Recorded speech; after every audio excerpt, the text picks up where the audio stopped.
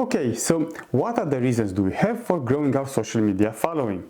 Well, the obvious answer is, of course, increasing the reach of our content or products. There's no surprise here really. In brief, we think about the number of followers we have as the potential number of people we can reach. Basically, I have 1000 followers, hence I can market to 1000 people, right? Well, this is actually incorrect, as most marketers know. For example, research by Hootsuite shows that Facebook posts only reach around 5.20% of your friends organically. However, just to keep it simple, let's just assume that 1000 followers equal 1000 views of your post or product. Once again, this is not the case, but just to keep it simple.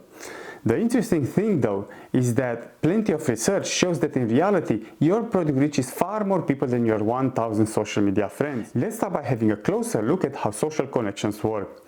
The power of connections was made popular by psychologist Stanley Milgram, who conducted his famous 6 degrees of separation experiment in the 1960s, when the internet was non-existent. In these experiments, described by Nicholas Christakis and James Fowler in their book Connected, several hundred people from Nebraska received a letter meant for a businessman in Boston. These people did not know or heard of this businessman before, and just as a note, Nebraska is more than 1000 miles away from Boston. Now, the subjects were asked to send a letter to someone they knew personally, let's call it a connection, who they thought would be more likely to know the businessman. The result was amazing. The letters changed hands only 6 times before they reached the businessman. So, just to summarize, you get a letter for a guy you don't know who is more than 1000 miles away. You then give your letter to a friend who gives it to a friend, and so forth. It takes only 6 people to reach the guy who is 1000 miles away. The interesting point as well is that from the second or third person that gets your letter, you will probably not even know the people or connections delivering your letter. Now, fast forward to today, given the progress in technology, digital and social media, the 6 steps of separation have been reduced significantly. Christakis and Fowler summarized their various experiments on the power of connections as, I quote, "If your friend's friend's friend gained weight, you gained weight.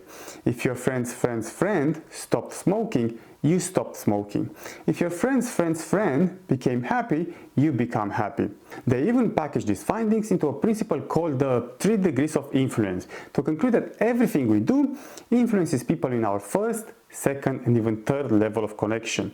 In terms of social media, LinkedIn, for example, considers that we influence people up to 2 degrees of separation, which they call first degree and second degree connections.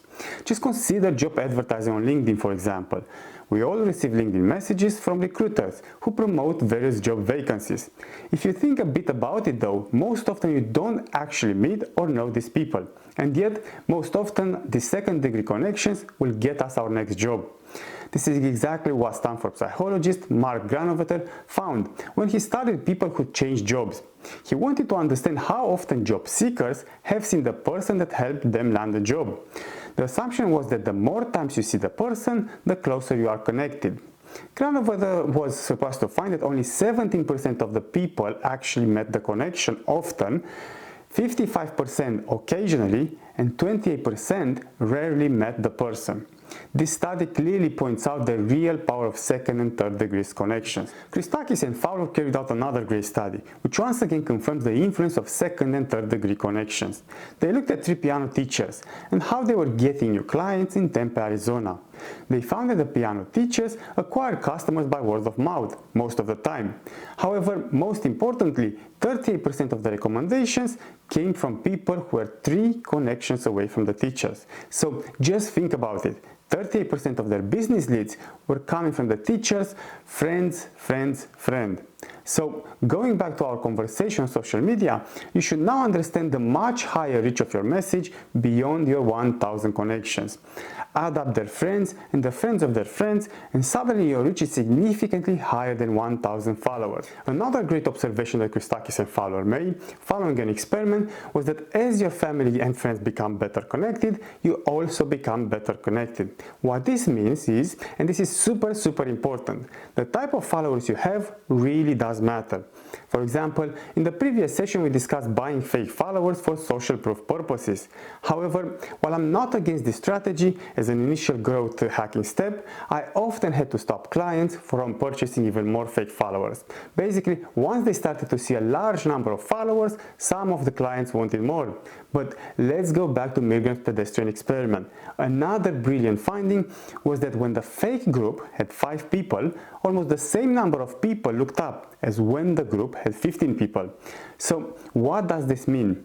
Well, it means that 20,000 fake social media followers will most likely provide the same social proof as 100,000 fake social media followers.